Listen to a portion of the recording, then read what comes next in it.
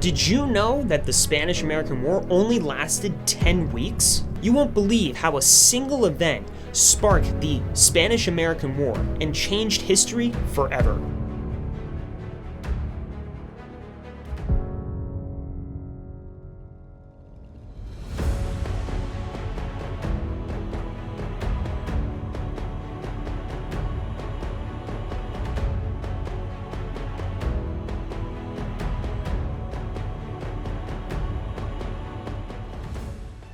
The Spanish-American War was a conflict in 1898 between the United States and Spain that ended Spanish colonial rule in the Americas and resulted in U.S. acquisition of territories in the Western, Pacific, and Latin America.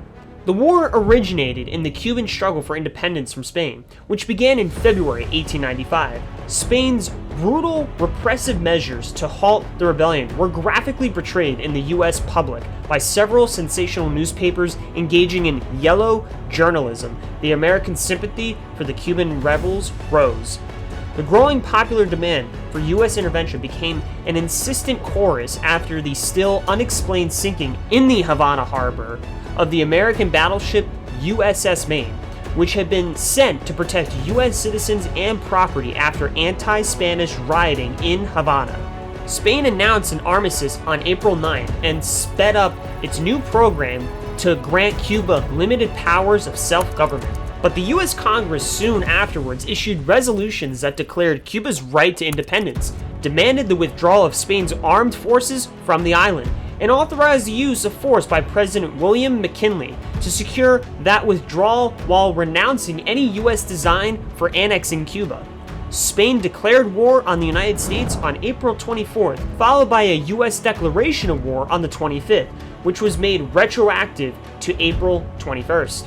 The ensuing war pathetically one-sided, since Spain had readied neither its army or navy for a distant war with the formidable power of the United States.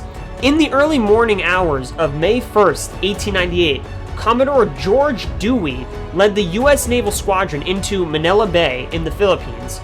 He destroyed the anchored Spanish fleet in 2 hours before pushing the Battle of Manila Bay to order his crew a second breakfast.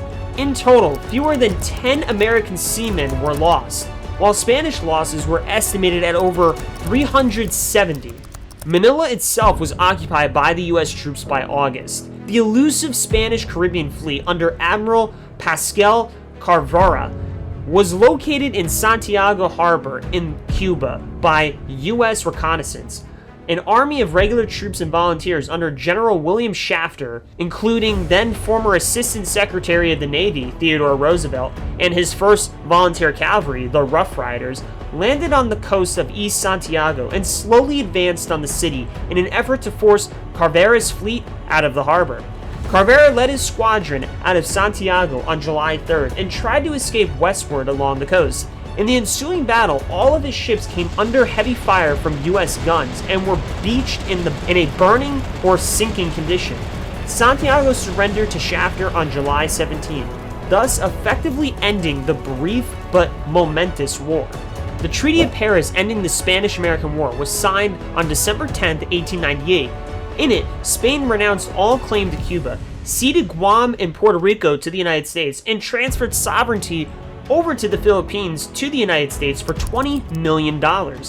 Philippine insurgents who had fought against the Spanish rule soon turned their guns against the new occupiers. The Philippine-American War began in February of 1899 and lasted until 1902. 10 times more U.S. troops died suppressing revolts in the Philippines than defeating Spain. The impact of the Spanish-American War.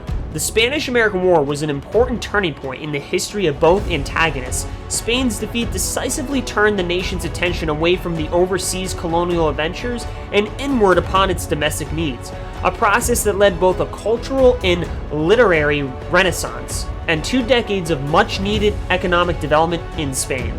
The victorious United States, on the other hand, emerged from the war a world power with a far-flung overseas possessions and a new stake in international politics that would soon lead it to play a determining role in the affairs of Europe and the rest of the globe. And that concludes our coverage on the Spanish-American War. Thank you so much for watching, and don't forget to subscribe for more historical content. We'll see you in the next one.